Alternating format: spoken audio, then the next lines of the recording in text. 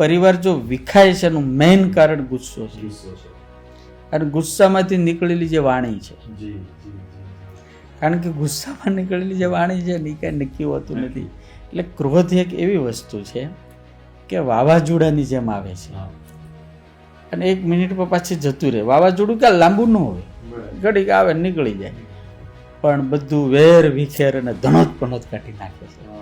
એમ ક્રોધ વાવાઝોડાની જેમ આપણા જીવનમાં આવે છે અને પરિવાર અને વ્યવહારને, આપણા સંબંધોને વેર વિખેર કરીને જતું રહે છે.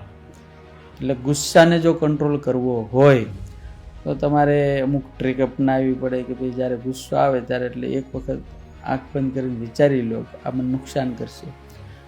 ઘણા સંતો એવું કે પાણીનો કોગળો ભરી લો, આમ પાણી મોઢામાં ભરી દો ગુસ્સો આવે એટલે 1 મિનિટ ભરી રાખવાનું, પછી પી જવાનું.